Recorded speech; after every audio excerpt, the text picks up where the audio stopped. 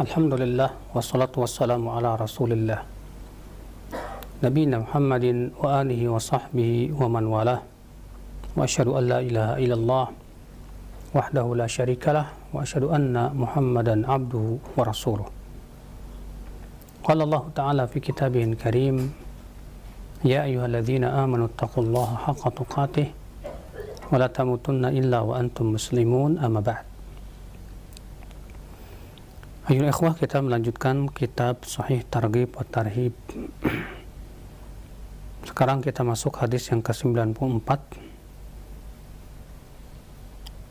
Beliau mengatakan wa anhu, dan darinya, yaitu dari Abu Hurairah, ia berkata, Rasulullah sallallahu alaihi wasallam bersabda, man kadzaba alayya muta'ammida falyatabawwa maq'adahu minan nar. Rawahul Bukhari wa Muslim wa ghairuhuma. Siapa yang berdusta atas namaku dengan sengaja, maka hendaklah ia mempersiapkan tempat duduknya dari neraka. Hadis 95. Wa an Samurah bin Jundub anin Nabi sallallahu alaihi wasallam qala, man haddatsa anni bihaditsin yura annahu kadhibun fahuwa ahadul kadhibain. Siapa yang menceritakan atau menyampaikan hadis dariku dengan suatu hadis yang masih diperkirakan itu dusta, ya, diduga bahwa itu adalah dusta, maka ia termasuk salah satu dari dua pendusta. Artinya yang membuatnya dan yang menyebarkannya. Hadis 96. Wa anil Mughirah qala sami'tu Rasulullah sallallahu alaihi wasallam yaqul, inna kadhiban alayya laysa ka kadhibin ala ahad, faman kadzaba alayya muta'ammida falyatabawwa maq'adahu minan nar. Sesungguhnya berdusta atas namaku tidak sama dengan berdusta atas nama orang lain. Maka barang siapa yang berdusta atas namaku secara sengaja, hendaklah ia mempersiapkan tempat duduknya di neraka. Hadis-hadis ini, akhi, menunjukkan bahayanya berdusta atas nama Rasulullah SAW. Ya, dengan cara membuat-buat hadis palsu. Ya, membuat-buat hadis lalu menisbatkannya kepada Rasulullah SAW secara dusta. Ya, walaupun niatnya, tujuannya baik. Ya, karena para ulama menyebutkan bahwa seburuk-buruk pemalsu hadis adalah orang-orang soleh yang mereka bodoh, lalu mereka membuat hadis-hadis palsu dengan tujuan untuk berbuat kebaikan. Seperti Nuh bin Abi Maryam, Abu Ismah, dan yang lainnya, yang membuat hadis-hadis palsu tentang keutamaan-keutamaan surat per surat. Tujuannya katanya, ketika ditanya, kenapa kamu buat? Kata Abu Ismah, karena aku melihat orang-orang sibuk dengan fikih, madhab, dan berpaling dari Al-Quran. Maka aku sengaja buat hadis-hadis ini tujuannya supaya mereka ya mau mempelajari Al-Quran, kata Abu Ismah. Tujuannya bagus banget. Tapi sayang caranya yang salah, dengan cara berdusta atas nama Rasulullah sallallahu alaihi wasallam. Saudaraku seiman, ya. Maka haram hukumnya kita membawa atau membuat-buat hadis palsu. Dengan cara membuat-buat dari kita ucapan yang bagus misalnya, lalu kemudian menisbatkan kepada Rasulullah sallallahu alaihi wasallam. Ya, seperti yang kita lihat di zaman sekarang. Ya, beredarnya hadis-hadis yang baru muncul di zaman ini. Contoh misalnya hadis sebelum bulan Ramadan biasanya suka muncul itu. Iya. Katanya Rasulullah SAW naik mimbar lalu mengucapkan amin, amin, amin. Lalu kemudian Rasulullah ditanya, apa yang kau aminkan? Kata Rasulullah, ya, semoga terhina orang yang sebelum Ramadan belum minta maaf kepada orang tuanya, kepada tetangganya, kepada istrinya. Padahal lafaz hadis itu bukan seperti itu. Ya, yang ada dalam riwayat Imam Ahmad dan yang lainnya, bahwa Rasulullah SAW ditanya, apa yang kau aminkan hai Rasulullah? Kata Rasulullah, tadi Jibril datang dan berkata, hai Muhammad, ucapkan amin. Raghima anfu mri'in dakhala alaihi syahrul Ramadan thumma kharaja minhu falam yughfar lah. Semoga dihinakan orang yang masuk bulan Ramadan lalu keluar darinya dalam keadaan tidak mendapat ampunan dari Allah Subhanahu wa taala. Ya, kata Rasulullah, amin, sampai akhir hadis. Itu yang sahih. Tapi kemudian oleh sebab orang yang tidak bertanggung jawab ini, yang mengambil bagian awal hadis lalu memasukkan padanya lafaz dari dirinya sendiri. Sehingga akhirnya ya, dengan hadis ini banyak orang yang meyakini disunahkannya minta maaf sebelum bulan Ramadan. Ya, ternyata dasarnya hadis yang tidak ada asalnya sama sekali, dusta atas nama Rasulullah sallallahu alaihi wasallam. Ya. Demikian pula hadis ini juga menunjukkan, akhi, ya, haramnya kita ikut-ikutan menyebarkan hadis-hadis palsu. Maka hadis-hadis palsu tidak boleh disebarkan kecuali dalam rangka untuk menjelaskan akan kepalsuannya. Adapun kemudian kita sebarkan dalam rangka untuk diamalkan, wallahi ya akhi, ini hakikatnya kita sudah ikut andil dalam ya berdusta atas nama Rasulullah SAW. Makanya di sini beliau membawakan lafaz Muslim dari hadis Samurah bin Jundub, man haddatsa anni bihaditsin yura annahu kadhibun fahuwa ahadul kadhibain. Siapa yang menyampaikan dariku suatu hadis yura, yang masih diduga itu dusta, ya masih diduga itu dusta, belum bisa dipastikan tapi masih jadi dugaan itu dusta, ya, tapi ia sampaikan, maka ia termasuk salah satu dari orang yang berbuat berdusta. Kata Ibnu Hibban dalam kitab Al-Majruhin ketika membawakan hadis ini, beliau membawakan judul untuk hadis ini apa? Man syakka fi riwayati ahwa minas sahih am minas saqim bahwa dakhilun fi ya hadzal khabar. Siapa yang ia masih ragu ya ketika ia meriwayatkan hadis, apakah ini hadisnya sahih atau dhaif, masih ragu dia, tapi ia sampaikan, maka ia masuk di dalam hadis ini. Bayangkan, subhanallah ya akhal Islam, kalau masih ragu saja, masih diduga bahwa ini tidak sahih, hadis palsu, itu masuk di dalam ancaman. Bagaimana kalau kita ternyata sudah tahu itu palsu kemudian disampaikan? Maka kewajiban kita sebelum kita menyampaikan hadis, pastikan dulu kesahihannya. Pastikan dulu, tanya kepada ahlinya. Iya, jangan sampai hanya karena melihat isinya bagus kemudian kita sebarkan, ya ternyata hadisnya palsu, akhi. Contoh misalnya di bulan Rajab beredar hadis-hadis palsu tentang keutamaan puasa Rajab di hari pertama, hari kedua, hari tiga, sampai hari ke-20. Padahal Al-Hafidh Ibnu Hajar Al-Asqalani rahimahullah dalam kitab Tabinul Ajab fima warada fi fadli Rajab, ya sudah menjelaskan akan kepalsuannya hadis tersebut. Ya, Masya Allah ya akhal Islam.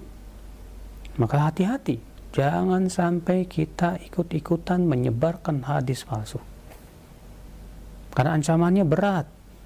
Rasulullah mengatakan, man kadzaba alayya muta'ammida, siapa yang berdusta atas namaku dengan sengaja, falyatabawwa maq'adahu minan nar, maka hendaklah ia mempersiapkan tempat duduknya di neraka. Bayangkan saudaraku seiman, ya, ini ancaman yang sangat mengerikan sekali. Ya. Maka dari itu wajib kita untuk menjelaskan kepada manusia akan kepalsuan hadis. Karena ini sama saja kita membela sunnah. Ya, ketika kita menjelaskan ini hadisnya palsu, ini hadisnya dhaif, ya ini hadisnya sahih, Wallahi ya akhi, itu hakikatnya pembelaan terhadap sunnah Rasulullah sallallahu alaihi wasallam. Alhamdulillah, kita kaum muslimin diberikan oleh Allah ilmu hadis. Dengan ilmu hadis itulah kita bisa memeriksa suatu hadis ya dari sisi status derajatnya, apakah ia sahih atau tidak sahih. Ya, karena ini merupakan khasaisu hadhil ummah, keistimewaan yang khusus dimiliki oleh umat Islam saja, tidak dimiliki oleh umat-umat yang lainnya. Saudaraku seiman, Abdullah bin Mubarak berkata, ya al-isnadu minad din, falaula al-isnadu laqala man sya'a ma sya'a. Sanad hadis itu adalah bagian dari agama ini. Kalau bukan karena adanya sanad hadis, orang akan sembarangan ya membuat-buat hadis Rasulullah SAW. Tapi dengan adanya sanad, kita bisa periksa sanadnya sahih apa tidak. Kayak di zaman sekarang penting sekali, akhi. Terkadang ada orang seenaknya aja HR Muslim. Ternyata dicari dalam Sahih Muslim nggak ada. HR Bukhari dicari dalam Sahih Bukhari juga nggak ada. Ya, maka dari itu kita berusaha untuk ikut andil dalam membela sunnah Rasulullah SAW dengan cara ya pertama tidak ikut-ikutan menyebarkan hadis palsu. Yang kedua, kita cross check dulu sebelum kita sebarkan. Apakah hadis itu sahih atau dhaif? Ya. Yang ketiga, kita jelaskan kalau ternyata hadis itu palsu, supaya manusia menjauhinya dan tidak menyebarkannya. Hadis ini juga menunjukkan, akhi, bahwa berdusta atas nama Rasulullah SAW ini bahayanya besar. Apa bahayanya? Itu akan dianggap sesuatu itu sebagai agama, padahal bukan agama sama sekali. Akan dimasukkan ke dalam Islam sesuatu yang bukan dari Islam. Ya, karena keyakinan bahwasanya ini sabda Rasul. Karena itu sabda Rasul, maka menjadi sebuah hujah. Makanya Rasul mengatakan, berdusta atas namaku tidak sama dengan berdusta atas nama orang lain. Kenapa? Karena ucapan Rasulullah hujah. Dan ini bantahan terhadap orang yang mengatakan bahwa ucapan kiai, ucapan ulama itu ya wajib diterima benar ataupun salah. Atau pendapat yang mengatakan bahwa imam itu maksum, tidak mungkin salah. Wali itu mahfud, terjaga dari kesalahan. Ya. Karena berdusta atas nama Rasulullah tidak sama dengan berdusta atas nama siapapun juga, ya akhi. Kita masuk ke bab selanjutnya, at-targhib fi ikramil ulama wa ijlalihim wa tawqirihim wat-tarhib min idha'atihim wa adamil mubalati bihim. Anjuran untuk menghormati para ulama, ya, dan menyanjung dan mengagungkan mereka. Dan ancaman dari menyia-nyiakan para ulama dan tidak memperdulikan mereka. Ya akhi, ulama itu adalah masabihud tuja. Mereka itu lampu di kegelapan malam. Ulama-ulama yang telah kokoh keilmuan itulah yang membimbing kita untuk memahami Al-Quran dan hadis. Para ulama itu, ya akhi, sangat kita butuhkan melebihi kebutuhan kita kepada makanan dan minuman. Karena dengan adanya para ulama lah, ya, banyak manusia yang terbimbing. Dengan para ulama lah Allah Subhanahu wa ta'ala memberikan hidayah hati yang mati. Para ulama berusaha bagaimana caranya orang-orang yang mata hatinya buta menjadi melek kembali. Ya. Sungguh ya akhi, sangat indah sekali pengaruh ulama kepada manusia. Tapi sangat buruk sikap manusia kepada ulama. Ya, fa Allahul musta'an. An Jabir radhiyallahu anhu, sini beliau membawakan hadis yang ke-97 dari Jabir, semoga Allah meridainya, anna Nabiy sallallahu alaihi wasallam kana yajma'u baina rajulaini min qatla Uhudin thumma yaqul ayyuhuma aktharu akhdhan lil Qur'an fa idza usyira ila ahadihima qaddamahu fil lahdi, rawahul Bukhari. Bahwa Nabi SAW ketika telah selesai perang Uhud, beliau mengumpulkan 2 mayat dalam satu kuburan, ya, dari orang-orang yang gugur di perang Uhud. Lalu Nabi SAW bersabda, dari 2 orang ini mana yang paling banyak hafalan Qur'annya?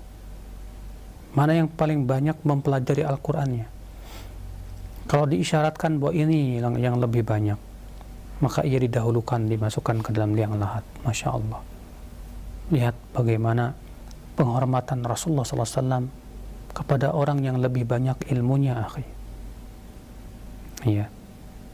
Maka kalau Rasulullah SAW saja menghormati ya orang yang lebih banyak ilmunya, maka kita pun demikian. Kalau itu Rasulullah, orang yang sangat alim, yang sangat berilmu, maka kita pun juga menghormati orang-orang yang lebih banyak ilmunya dari kita. Iya.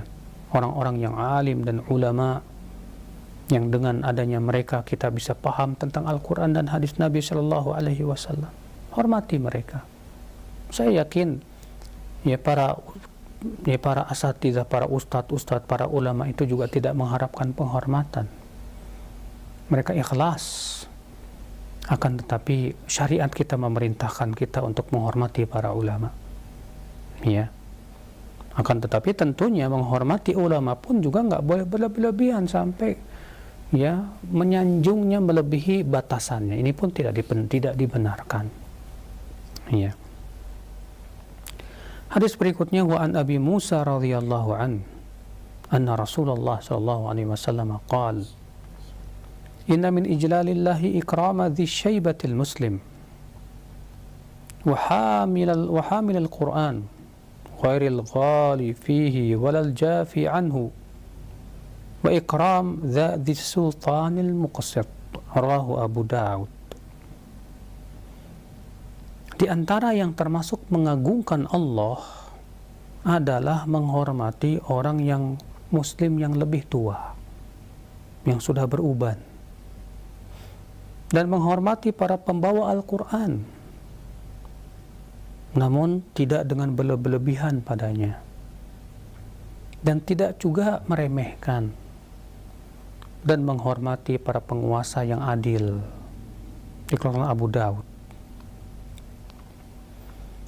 Di sini Rasulullah Shallallahu Alaihi Wasallam ya akhi, ya, menyebutkan bahwasanya termasuk penghormatan atau pengagungan kita kepada Allah, ya, artinya tanda orang yang mengagungkan Allah itu kayak gimana sih? Yaitu yang pertama menghormati seorang muslim yang sudah tua dan lebih tua dari kita, ya. Maka Islam memerintahkan yang muda menghormati yang tua, dan Islam juga memerintahkan yang tua untuk menyayangi yang muda, bukan mengenyekkan, menghinakan, atau menganggap remeh yang lebih muda, juga tidak. Yang muda juga menghormati yang lebih tua, sehingga akhirnya ya terjadilah hubungan yang sangat serasi sekali antara yang tua dengan yang muda, ya. Maka Rasulullah mengatakan di antara bentuk pengagungan kita kepada Allah yaitu menghormati seorang muslim yang lebih tua ya dari kita. Kita hormati dia. Ya. Yang kedua, menghormati para pembawa Al-Quran. Siapa mereka? Yaitu mereka yang menghafal Al-Quran, memahaminya, ya, dan berusaha untuk memahami tafsirnya, makna-maknanya, dan mengamalkannya, dan menyampaikannya kepada manusia. Dan Al-Quran itu isinya ilmu ya akhi, Masya Allah. Maka kita hormati para pembawa Al-Quranul Karim, ya. Ghairil ghali fihi walal jafi anhu. Namun pembawa Al-Quran yang seperti apa yang kita hormati, kata beliau, itu yang tidak gulu, berlebih-lebihan, melebihi batasan syariat, yang akhirnya berbuat bid'ah dalam agama. Walal jafi anhu, tidak juga meremehkan, yaitu ya dia tidak meremehkan Al-Quran dalam artian dia mengamalkan Al-Quran. Adapun dia menghafal Quran, tapi kemudian tidak mengamalkan Al-Quran, akhlaknya bertabrakan dengan Al-Quran, ya, berbuat maksiat kepada Allah Subhanahu wa taala, tidak peduli dengan rambu-rambu Al-Quran padahal dia hafal Al-Quranul Karim. Wallahi akhi, yang seperti ini harus kita nasihati. Kasihan. Karena disebutkan dalam riwayat Bukhari dalam sahihnya bahwasanya Rasulullah SAW dibawa oleh dua malaikat suatu dalam mimpinya, dan mimpi para nabi itu hak. Lalu Rasulullah SAW melihat ada orang yang ditelentangkan, lalu kemudian kepalanya dihancurkan oleh besi, oleh batu. Lalu batu itu menggelinding. Lalu kemudian diambil batu itu. Ketika kembali ternyata kepala orang itu sudah bagus kembali. Dihancurkan lagi. Rasulullah bertanya, siapa dia wahai Rasulullah? Wahai malaikat, siapa dia mereka yang dihancurkan kepalanya tersebut, saudaraku? Maka kata Rasulullah SAW, ya akhi, ya, kata dua malaikat ini, itu orang yang mengambil Al-Quran tapi dia tidak mau mengamalkannya, tidur dari Al-Quran. Subhanallah, dia juga meninggalkan sholat 5 waktu.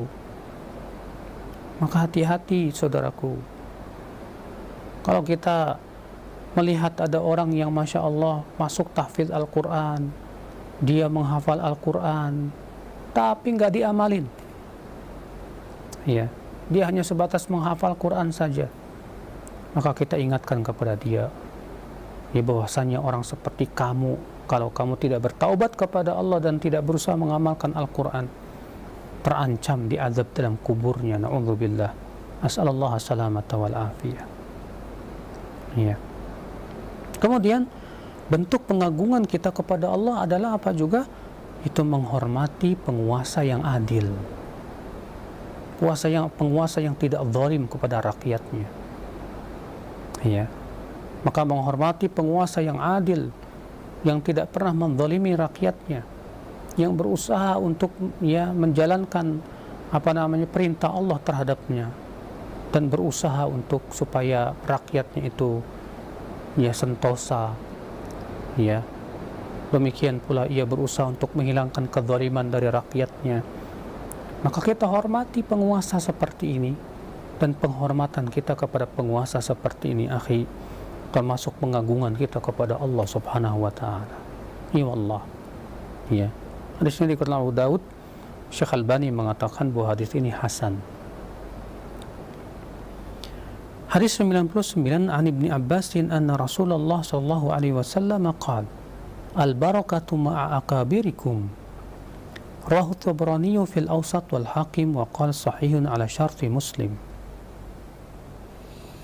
Rasulullah sallallahu alaihi wasallam bersabda, al-barakatu ma'a akabirikum. Ya.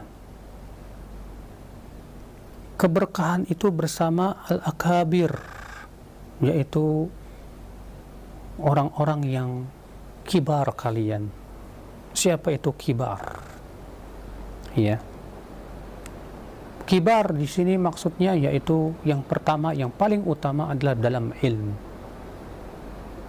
Seorang pemuda tapi ilmunya sangat luas, sangat baik, sangat banyak sekali, ia masuk dalam kibar.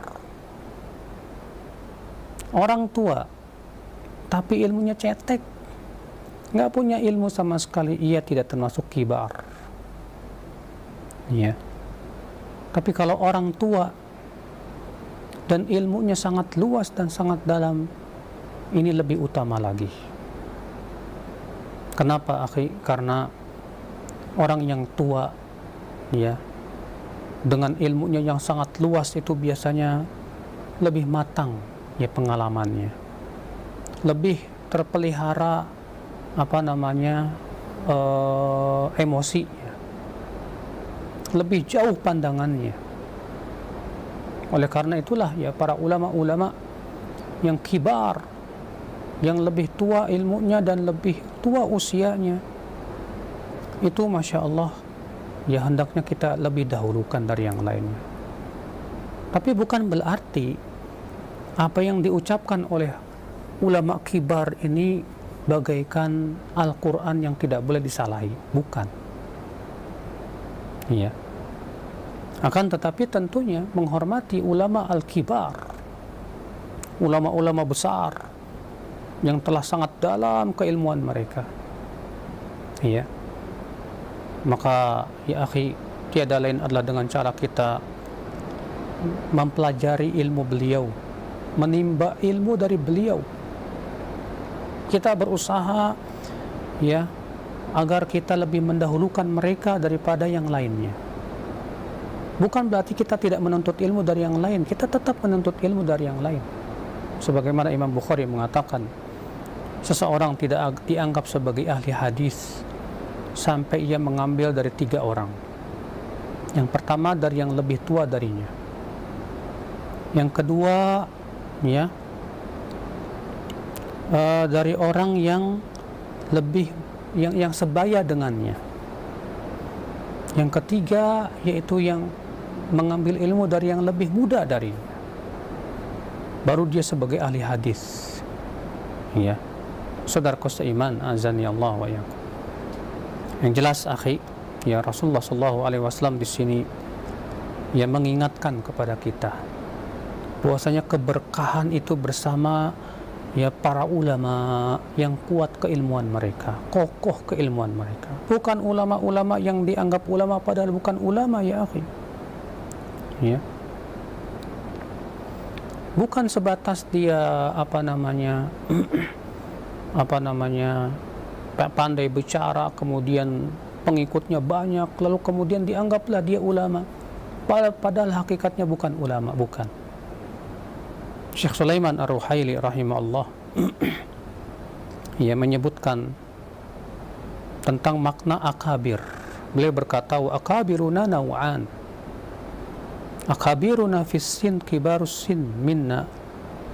Ya, al-barakah ma'ahum wan naf'u ma'ahum wal khair ma'ahum lianna ad-dunya 'allamathum wat tajarub hannakathum fahum la yata'ajjalun wa nastafidu min tajaribihim katsira.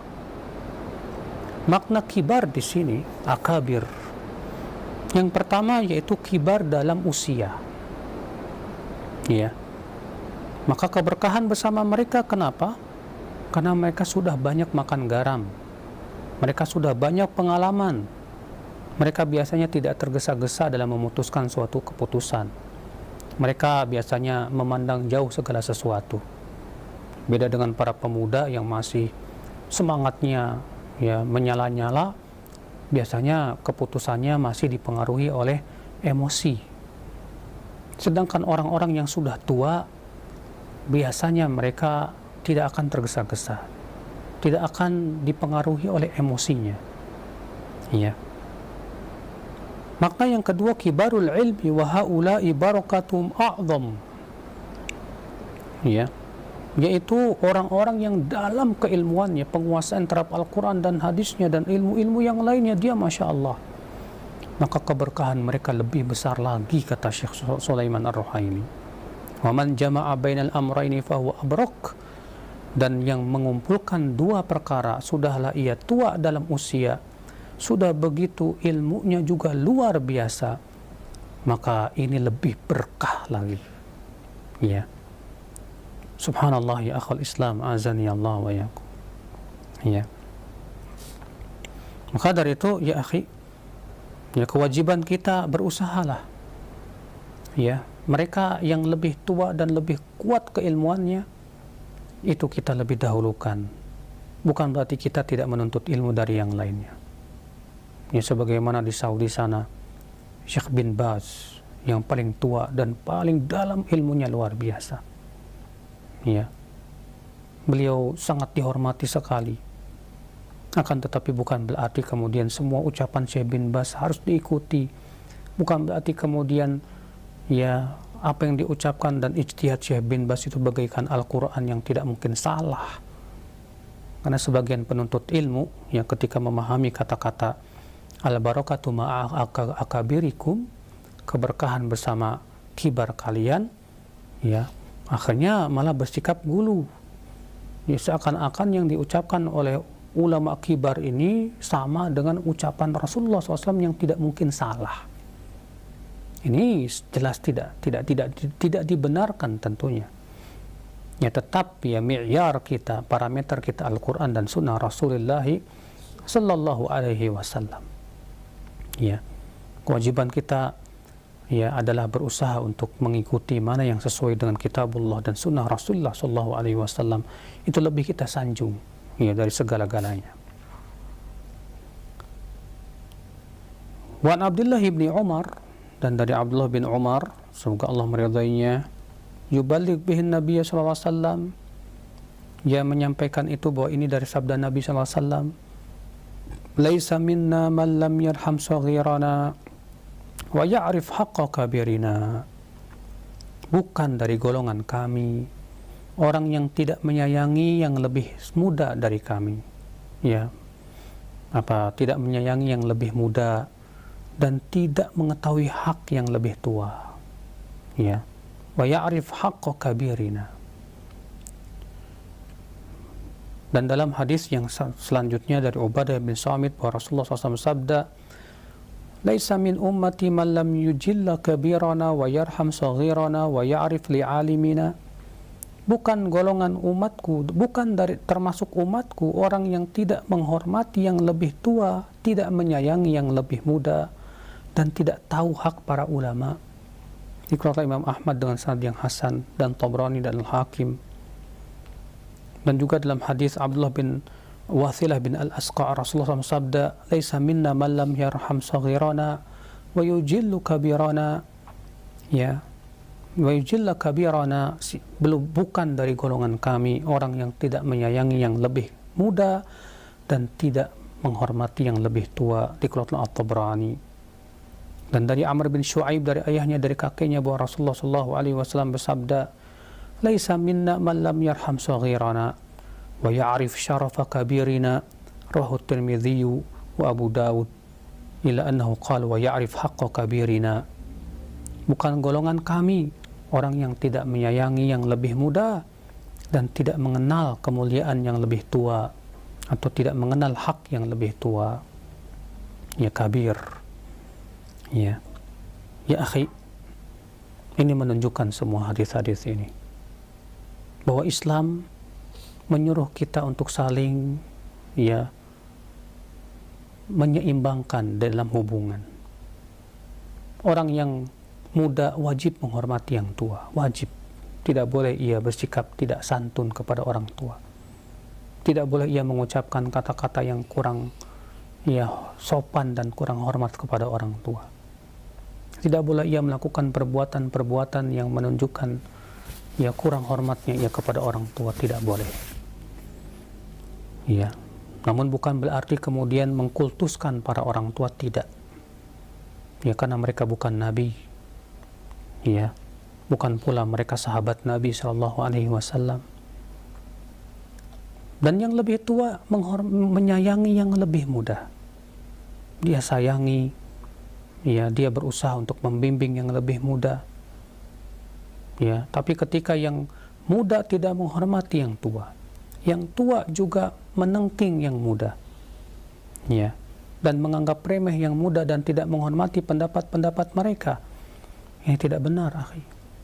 Pasti akan terjadi kepincangan.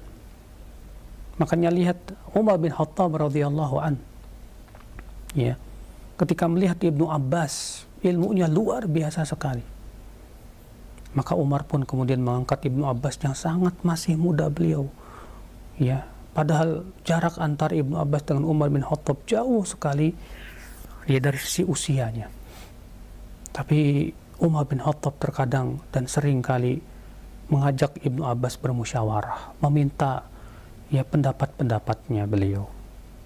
Ya, subhanallah ya akhi. Demikian para sahabat Rasulullah SAW. Ibnu Abbas sangat menghormati Umar bin Khattab. Ya, Umar pun juga menyayangi Ibnu Abbas dan selalu minta pendapat-pendapatnya dan ra'yu Ibnu Abbas radhiyallahu anhu arda.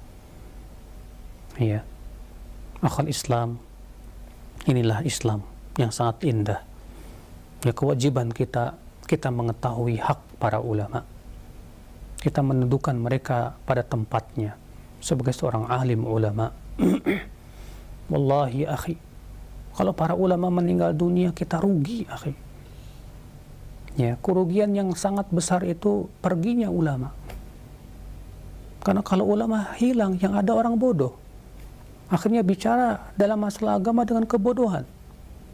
Yang ada adalah sesat dan menyesatkan, mengerikan sekali. Mumpung masih ada orang-orang yang kita lihat ilmunya kokoh, kuat, Masya Allah. Ya, jangan sia-siakan mereka.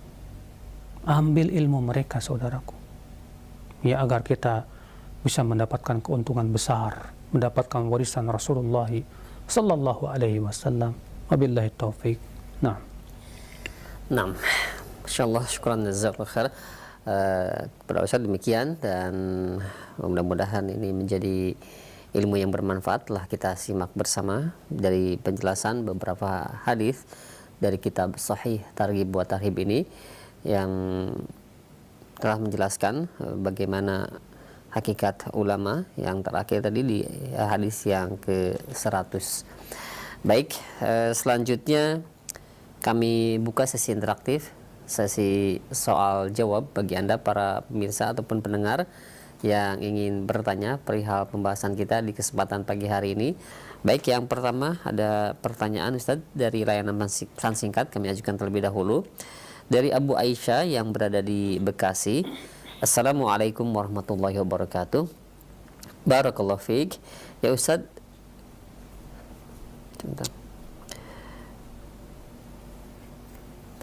ada yang mengatakan boleh mengamalkan hadis dhaif selama tidak terkait masalah fikih. Misalkan terkait masalah doa-doa, zikir pagi petang dan zikir lain-lainnya, ataupun hal-hal yang terkait dengan adab, akhlak dan lainnya. Apakah hal tersebut dibenarkan Ustadz? Jazakallahu khair atas jawabannya. Memang ada perselisihan ulama tentang bolehkah mengamalkan hadis dhaif dalam fadilah amal, dalam masalah fadilah amal. Menjadi dua pendapat. Pendapat yang pertama, boleh. Tapi Al-Hafidh Ibnu Hajar Al-Asqalani dalam kitab Tabiinul Ajab menyebutkan bahwa mereka yang mengatakan boleh mengamalkan hadis lemah dalam fadilah amal hendaknya diikat dengan 3 syarat. Ya, perhatikan syarat-syarat yang disebutkan oleh Ibnu Hajar Al-Asqalani dalam kitab Tabiinul Ajab. Apa syaratnya? Yang pertama, ya alla yakuna syadidad dha'af. Tidak boleh sangat lemah. Tidak boleh sangat lemah. Ya, adapun kalau sangat lemah bahkan palsu tidak boleh, haram. Yang kedua, ya, itu tidak boleh diyakini itu sunnah. Namun sebatas ia lakukan itu sebagai kehati-hatian. Karena perawi yang dhaif ada kemungkinan benar walaupun kemungkinannya kecil. Ya. Artinya dia tidak boleh mengajak-ajak orang untuk ya mengamalkannya. Cukup buat dirinya sendiri. Ya. Itu syarat yang ketiga. Syarat yang kedua, ya, bahwa dia tidak boleh meyakini itu sebagai sunnah Nabi dan memastikan bahwa itu sunnah Rasul, tidak boleh. Karena untuk memastikan itu harus berdasarkan yang sahih. Syarat yang ketiga yaitu alla yusyahhar bih, tidak boleh dimasyhurkan. Tapi ia amalkan buat dirinya sendiri saja. Nah, sekarang 3 syarat ini terpenuhi tidak di zaman ini? Tidak. Kita lihat terkadang hadis-hadis yang dhaifnya ya berat pun diamalkan. Ya. Dan kita lihat dimasyhurkan bahkan. Sementara ya beliau memberikan syarat tidak dimasyhurkan. Ini pendapat sebagian ulama. Adapun mazhab Imam Bukhari, Muslim dan banyak ulama-ulama hadis mengatakan bahwasanya hadis dhaif secara mutlak nggak boleh diamalkan. Bahkan dalam masalah fadilah amal pun nggak boleh.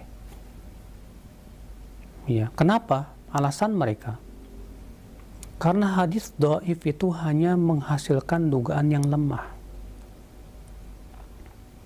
Ya, dhaif yang ringan saja. Dhaif yang ringan itu adalah perawinya disifati sebagai sayyi'ul hifdz, buruk hafalan. Siapa? Antum tahu tidak siapa buruk hafalan itu? Ya, kata Al-Hafidz Ibnu Hajar Al-Asqalani rahimahullah ketika mendefinisikan sayyi'ul hifdz, buruk hafalan, alla yatarajjah janibu shawabihi ala janibi khata'ihi. Sisi salahnya tidak bisa mengalahkan sisi benarnya. Sisi benarnya tidak bisa mengalahkan sisi salahnya. Sama-sama kuat. Berarti kalau sama-sama kuat menghasilkan apa? Keraguan, saudaraku. Keraguan. Sementara Rasulullah SAW menyuruh kita untuk meninggalkan sesuatu yang meragukan. Rasulullah bersabda, "Da'ma yaribuka ila ma la yaribuk." Tinggalkan apa-apa yang meragukan kepada apa yang tidak meragukan. Ya. Berarti hadis lemah itu masih sampai tingkat dugaan lemah, bukan dugaan kuat. Dan dugaan lemah dengan ijma' para ulama tidak boleh diamalkan. Rasulullah bersabda, "Iyyakum wadh-dhann, fa inna dhann akdzabul hadis." Jauhi oleh kalian dugaan. Maksudnya dugaan di sini kata para ulama dugaan yang lemah. Karena dugaan yang lemah itu adalah seburuk-buruknya ucapan. Ya. Berarti berdasarkan dalil-dalil tadi itu menunjukkan bahwa hadis lemah, walaupun itu lemahnya ringan, tetap tidak boleh diamalkan. Kenapa? Karena itu masih meragukan. Sementara telah ada dalil dari Rasulullah SAW, ya, perintah untuk meninggalkan sesuatu yang sifatnya meragukan. Dan inilah madhab yang rajih, yang paling kuat.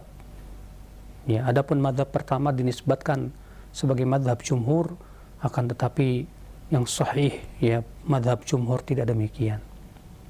Ya, sebab kalau kita melihat perbuatan Imam Ahmad, Imam Syafi'i, Imam Abu Hanifah, mereka semua berhujjah dengan hadis yang sahih. Ya, saudaraku seiman.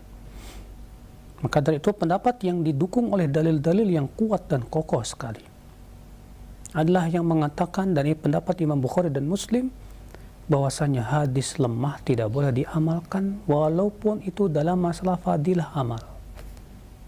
Nggak boleh. Bahkan kalau kita baca kitabnya Ibnu Hajar dalam kitab Tabyi'ul Ajab itu, beliau sepertinya condong kepada pendapat yang kedua ini, yang tidak boleh diamalkan. Iya. Beliau mengatakan sebetulnya tidak ada bedanya, kata beliau, la farq.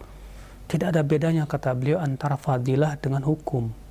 Idz kullu syar'un. Kenapa? Karena semua itu masuk dalam pensyariatan.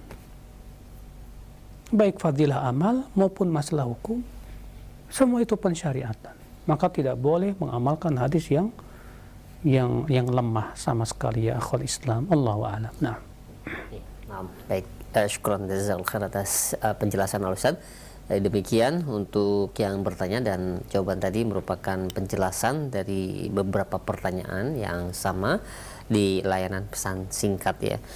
Baik, untuk selanjutnya kami ajukan kembali pertanyaan yang masuk di layanan pesan singkat. Nah, Ustaz, saat ini banyak sekali yang mengaku bermimpi berjumpa dengan Rasulullah SAW dan mengumumkannya kemana-mana. Bahkan ada beberapa yang mengaku bertemu dalam keadaan terjaga atau ketika tidak tidur. Apakah pengakuan tersebut, jika dia berdusta, ancamannya seperti dalam hadis nomor yang ke-94? Dan apakah jika memang kita bermimpi bertemu dengan Nabi ataupun dengan orang-orang yang soleh yang kita kenal, itu merupakan tanda kebaikan? Pertama,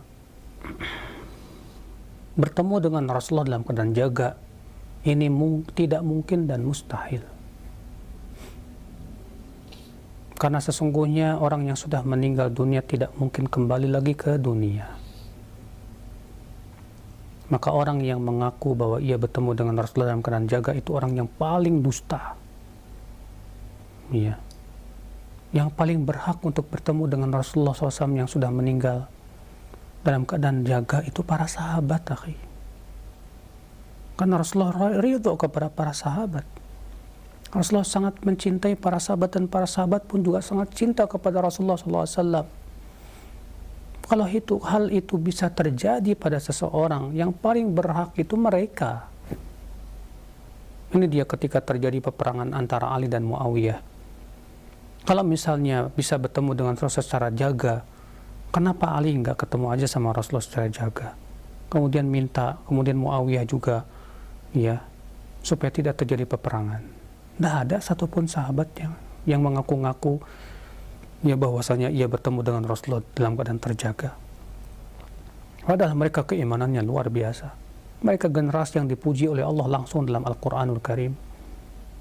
Tidak pula para tabi'in, tidak pula para tabi'un tabi'in, tidak pula imam-imam mazhab yang 4. Imam Syafi'i, Imam Ahmad, Imam Malik, Imam Abu Hanifah. Tidak ada seorang pun dari mereka yang mengatakan bahwa mereka pernah bertemu dengan Rasulullah dalam keadaan terjaga. Wallahi ya akhi, itu adalah kedustaan yang besar. Itu hakikatnya sebetulnya iblis yang mengaku-ngaku dirinya Rasulullah SAW. Yang kedua akhi, siapapun yang mengaku bertemu dengan Rasulullah, ya, maka wajib ditanya bagaimana sifat-sifat fisiknya. Karena Rasulullah SAW sabda, man ra'ani fil manami faqad ra'ani fa inna syaitan la yatamatsalu bi. Siapa yang melihat aku di dalam tidur bermimpi, sungguh ia telah melihat aku, karena setan tidak mungkin menyerupai ya dirinya dengan aku. Sekarang kalau kita lihat, kamu melihat Rasulullah dalam mimpi kamu, bagaimana sifat bentuk fisiknya? Kalau dia berkata, aku tidak melihat wajahnya, kita katakan ini setan ngaku-ngaku Rasulullah. Kalau sebatas mengaku-ngaku, setan bisa. Kalau dia berkata, ya rambutnya lurus, dusta, bukan itu Rasulullah SAW. Kalau dia berkata nggak punya jenggot pelontos, dusta, Rasulullah SAW janggutnya Masya Allah. Ya. Kalau dia berkata wajahnya, matanya itu sipit, itu bukan Rasulullah SAW. Bagaimana hidungnya? Hidungnya ya nggak mancung-mancung banget sih, ya pesek lah dikit. Ini dusta ya akhi. Ya, hati-hati saudaraku sekalian, orang yang mengaku-ngaku bertemu dengan Rasulullah SAW, hati-hati. Ya, jangan sampai kita tertipu dengan orang-orang yang ngaku-ngaku yang tujuannya hanya sebatas ingin meraup ya dunia, meraup ya penghormatan manusia dan yang lainnya. Kemudian yang ketiga, tidak ada satupun dalil yang mengatakan bahwa orang yang bermimpi dengan Rasulullah dijamin masuk surga. Coba ya cari satu dalil saja yang mengatakan bahwa orang kalau sudah bermimpi ketemu sama Rasulullah berarti dia sudah dijamin masuk surga. Mana dalilnya? Kalau jaminan kepada para sahabat sudah jelas. Ya. Kalau jaminan kepada para sahabat sudah jelas. Nah, dari itulah ya akhi, jangan tertipu oleh mimpi. Jangan tertipu, apalagi kalau misalnya ada orang ngaku mimpi bertemu Rasul, lalu kemudian dalam mimpinya disebutkan katanya Rasulullah mensyariatkan ini dan itu. Sesuatu yang tidak pernah disyariatkan oleh beliau waktu hidupnya. Gak benar. Iya. Sebab syariat Rasulullah sudah sempurna saat Rasulullah masih hidup. Sudah sempurna. Maka dari itu hati-hati. Karena ini bisa jadi adalah kedustaan dari syaitan dan permainan dari syaitan. Ya, cukupkan dengan Al-Quran dan hadis Nabi SAW yang termaktub dalam kitab-kitab para ulama. Ya, dengan sanad-sanad yang sahih, karena agama ini telah sempurna walhamdulillahi rabbil alamin. Nah, insyaallah syukran jazakallahu khair atas jawaban dan penjelasan Al Ustaz yang sangat bermanfaat sekali. Baik, selanjutnya masih yang ketiga, kami ajukan kembali pertanyaan di layanan pesan singkat.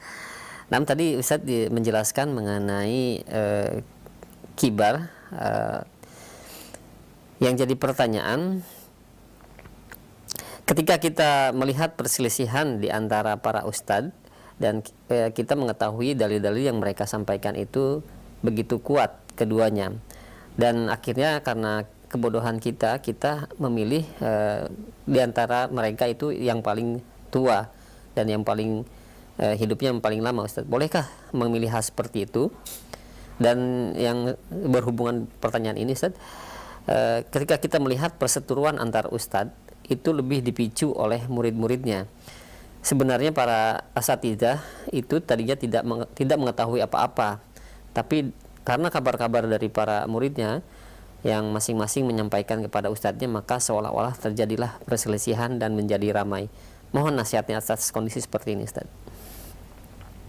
Kalau misalnya ada dua ustadz yang berselisih, dan kita tahu dua-duanya ustadz yang berpegang kepada sunnah, ya, berpegang kepada manhaj salaf,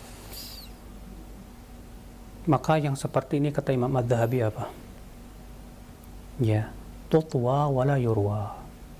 Udah dilipat aja, nggak usah disebar, nggak usah diriwayatkan maksudnya. Hal seperti ini terjadi di masa-masa dulu. Ini dia Ibnu Mandah dengan Abu Nuaim, dua-duanya ulama Ahlussunnah, saling menuduh sebagai ahli bid'ah. Ya, Ibnu Mandah mengatakan Abu Nuaim ahli bid'ah. Abu Nuaim menuduh Ibnu Mandah ahli bid'ah. Padahal dua-duanya Ahlussunnah wal Jamaah. Tapi sikap para ulama setelahnya sangat arif dan bijak. Ya, mereka tidak menyebarkan perselisihan mereka dan menyebarkan keilmuan mereka. Makanya Imam Adz-Dzahabi seringkali berkata bahwa berita-berita seperti ini, kisah-kisah seperti ini, tutwa wala yurwa, lebih baik dilipat ajalah. Ya, kita sebagai penuntut ilmu, kalau kita tahu dua-duanya Masya Allah di atas manhaj salaf, di atas keilmuan yang kuat, namun ternyata ada sedikit perselisihan di antara mereka, ya, kita juga jangan menjadi ikutan mengompori. Ya, kewajiban kita berusaha untuk islah, berusaha bagaimana mendamaikan dua asatidzah tersebut. Ya, bukan kemudian ikut-ikutan kita mengompori. Ini tidak dibenarkan tentunya. Kemudian, kalau misalnya kita melihat dua-duanya hujahnya kuat, ya, karena memang keilmuan kita juga lemah, sehingga tidak bisa menilai mana yang lebih kuat, mana yang lebih hebat, mana maksudnya lebih hujahnya lebih kuat gitu. Lalu kita lebih memilih yang lebih tua usianya. Silakan saja kalau kita meyakini dia lebih berilmu. Ya. Namun tentunya berusahalah sekuat tenaga untuk bertanya lagi juga kepada para asatidzah yang lain. Kan ustadz bukan cuma dua. Kalau misalnya ada dua ustadz berseteru, ya, ustadz-ustadz yang lain dikemanain? Ya. Karena memang sedang ramai ada dua ustadz ya sekarang ini yang sedang berseteru, yang kemudian diramaikan oleh orang-orang yang dihembuskan oleh orang-orang yang memang senang dengan adanya hal seperti ini. Ya. Coba antum sampaikan tanyakanlah kepada asatidzah yang lainnya yang Masya Allah mereka juga kuat dan kokoh. Barangkali ya ustadz-ustadz yang lebih tua, yang lebih dihormati itu bisa mendamaikan dua ustadz tersebut, ya, untuk kemudian didudukan bersama, untuk kemudian dipahamkan. Karena ini masalah-masalah ilmiah, cukuplah para ustadz saja yang berbicara. Ya, ada yang bertanya juga kepada saya tentang masalah ini, tentang perselisihan tersebut.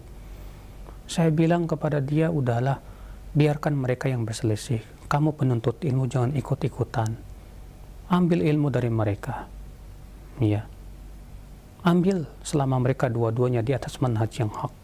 Wallahu a'lam. Nah, baik. Syukran jazakallahu khair atas jawaban dan nasihat Al-Ustaz.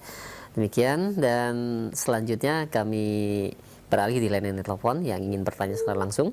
Silahkan kami berikan kesempatan. Assalamualaikum warahmatullahi wabarakatuh. Waalaikumsalam warahmatullahi wabarakatuh. Dengan siapa, di mana? Dari Abdillah di Sulawesi, Ustaz. Di Sulawesi, silahkan. Iya, pertanyaan saya begini, Ustaz. Ini saya bertanya tentang sholat, Ustaz. Apa di luar tema? Itu dua rakaat sesudah sholat isya, sholat apa namanya itu ya?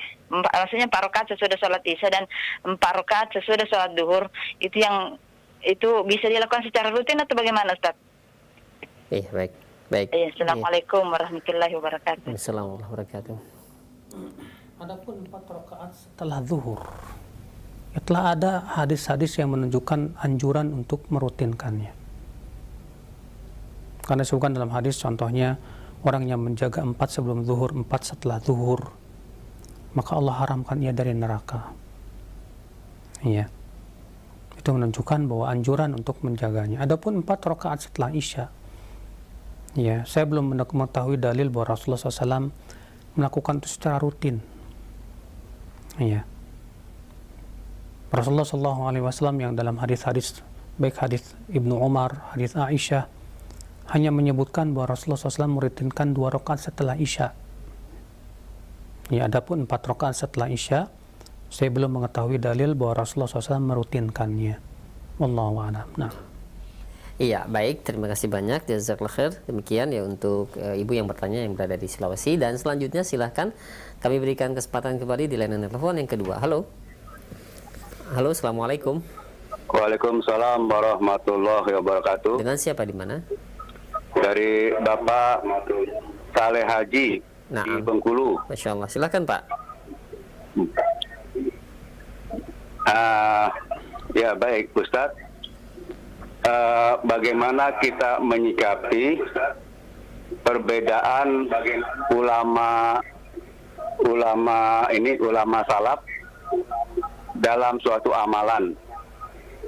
Yang satu mensohekan, yang satu mendoifkan. Kalau saya sebagai seorang awam, saya memerlukan faedah amal yang mensoehkan. Misalkan sholat suruh dan sholat tasbih. Nah, sholat suruh banyak ulama mendoifkan, tapi ada ulama salaf yang mensoehkan. Nah, karena saya ingin karena pahalanya besar sholat suruh, saya memilih atau mengamalkan amalan tersebut. Artinya saya memihak kepada ulama yang mensohekan. Begitu pula dengan sholat tasbih, Ustadz. Saya mengamalkan sholat tasbih dengan harapan pahalanya besar. Artinya saya memihak pada ulama yang mensohekan. Baik. Nah, bagaimana Ustadz sikap saya tersebut? Nah. Syukron. Assalamualaikum warahmatullahi wabarakatuh. Waalaikumsalam warahmatullahi wabarakatuh. Waalaikumsalam warahmatullahi wabarakatuh. Tentunya Bapak, kita di dalam masalah mengamalkan perselisihan bukan melihat kepada selera kita. Karena kita melihat pahalanya besar sekali, gara-gara itu kita langsung ikut mensohihkan. Ini bukan parameter yang benar dalam masalah-masalah ilmiah. Iya. Masalah-masalah ilmiah itu harus betul-betul didukung oleh kaidah-kaidah ilmu yang telah ditetapkan oleh para ulama juga. Maka kalau terjadi misalnya ikhtilaf tentang yang satu mensahihkan, yang satu mendhaifkan, maka yang harus kita lakukan yang pertama adalah berusaha mencari tahu apa alasan kedua belah pihak itu. Alasan yang mensahihkan apa, alasan yang mendhaifkan apa. Kita pelajari ya secara seksama. Harus di sini ada keinginan yang kuat, ya, karena memang itulah kenapa Allah Subhanahu wa taala menjadikan adanya perselisihan. Ya, adanya perselisihan itu bukan untuk membuat kita ya bingung, bukan. Adanya perselisihan itu karena ada hikmah yang agung. Apa itu? Untuk memicu semangat kita untuk lebih mendalami. Makanya dengan adanya perselisihan akan terlihat ya antara orang yang bersungguh-sungguh mencari kebenaran dengan orang-orang yang memang mengikuti hawa nafsu dan selera. Dengan adanya perselisihan akan terlihat siapa yang memang dia penuntut ilmu dan siapa yang dia bukan penuntut ilmu. Ya, maka dengan adanya perselisihan ketika kita sebagai seorang penuntut ilmu, berarti harus kita mengeluarkan semua kemampuan kita untuk melihat mana yang paling kuat. Maka kita lihat apa alasan kedua belah pihak itu. Ya, kita baca. Ya, kenapa si fulan mendhaifkan? Kita baca hujah-hujahnya. Kemudian kita baca kenapa si fulan mensahihkan, kita baca hujah-hujahnya. Iya. Kalau masih ragu juga, maka kembalikan kepada bahwa pada asalnya ibadah itu tidak boleh dilakukan. Ini para ulama memberikan kaidah al-aslu fil ibadati al-man'u. Pada asalnya ibadah tidak boleh dilakukan dulu sampai jelas tegas menunjukkan adanya perintah yang sahih. Maka kalau kita masih ragu, masih bingung, jangan diamalkan dulu harusnya. Kenapa? Karena kita kembalikan kepada asalnya. Bahwa pada asalnya ibadah itu nggak boleh dilakukan. Jadi bukan kita malah melihat, wah ini kan pahalanya besar sekali. Saya ikut yang menyesuaikan aja lah. Ini bukan parameter yang benar di dalam menilai dan dalam menyikapi sebuah perselisihan. Apalagi itu masalah-masalah ibadah. Maka kita harus pahami dulu kaidah-kaidahnya tentunya. Ya, wallahu a'lam. Insyaallah, syukran jazakallahu khair atas jawaban Ustaz. Demikian ya untuk Bapak Dafa yang berada di Bengkulu. Masih kami berikan kesempatan yang ketiga di layanan telepon kembali, silahkan. Halo, assalamualaikum. Waalaikumsalam warahmatullahi wabarakatuh. Dengan siapa, di mana? Dengan Tania di Cibinong. Iya, silahkan. Barakallahu fiik, Ustaz. Baik, Ustaz. iya, silahkan Bu, langsung pertanyaan. Bu. Jika kita nih manusia tidak berkata begini, kita bukan Nabi Muhammad yang diberikan kelebihan yang banyak. Kita hanya sekedar mengikuti ajaran-ajarannya. Nah, itu gimana, Tat? Karena manusia pasti kalau ditegur, kita bukan Nabi Muhammad, kita bukan Nabi gitu. Nah, yang kedua, apakah ulama itu ilmuannya setara dengan Nabi? Mohon nasihat tetap jadi kabul. Assalamualaikum warahmatullahi wabarakatuh. Assalamualaikum. Apa katanya? Ketika kita menegur seseorang itu, tapi ada yang mengatakan kita tuh bukan ulama tuh, kita tuh bukan nabi gitu ya, seperti itu. Dan jika menentukan salah atau benarnya. Yang kedua, ketika ada yang menegur, ketika kita menegur seseorang, kemudian ada yang mengatakan bahwa kita itu bukan ulama, bukan nabi yang berhak menentukan salah dan benar. Terus yang kedua, keilmuan dengan ulama dan para nabi, Ustaz. Perbandingannya. Pertama, iya, bahwasannya kewajiban kita apabila melihat kemungkaran yang sudah kita pelajari betul-betul ilmunya bahwa itu memang mungkar, wajib kita ingkari bila kita mampu. Bila dia orang yang diingkari mengatakan kamu bukan nabi, maka tidak boleh menilai ini salah atau benar. Jawab, saya memang bukan nabi, betul, tapi Nabi sudah mengabarkan dalam hadis-hadisnya bahwa itu mungkar. Ya. Karena Rasulullah sudah mengabarkan dalam hadis-hadisnya itu mungkar, ini berasal dari Nabi Shallallahu Alaihi Wasallam. Kamu juga kan bukan ulama. Saya memang bukan ulama, tapi saya sudah membaca kitab-kitab para ulama. Ya. Dan ternyata dalam kitab-kitab ulama itu perbuatan yang salah. Sampaikan demikian.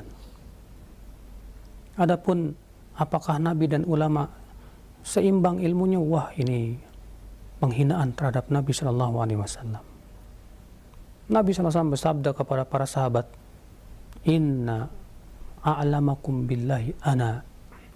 Sesungguhnya orang yang paling berilmu tentang Allah di antara kalian adalah aku. Rasulullah yang paling berilmu. Tidak ada siapapun yang ilmunya seperti ilmu Rasulullah SAW di kalangan sahabat, wala tabi'in, tidak pula para ulama. Tidak ada satupun ulama yang mengatakan ilmu saya sekaliber Rasulullah. Wallahi ini adalah sesuatu yang besar dan berat di mata Allah. Ya. Maka ulama berusaha untuk mengikuti Rasulullah. Ulama diperintahkan untuk mempelajari warisan Rasulullah berupa Al-Quran dan hadis. dan berusaha untuk mempelajari ilmu-ilmu alat untuk beristimbat dari Al-Quran dan hadis. Ulama ya tidak boleh berpendapat sebatas dengan ucapan dengan pendapat pribadi. Harus berdasarkan Al-Quran dan hadis. Semua harus dengan dalil. Karena yang menjadi dasar Islam itu adalah Al-Quran, hadis dan ijma. Ya, adapun pendapat ijtihad ulama bisa diterima dan bisa ditolak sesuai dengan hujah yang ia sampaikan. Demikian, wabillahi taufik, semoga yang saya sampaikan bermanfaat. Wabillahi taufik. Assalamualaikum warahmatullahi wabarakatuh.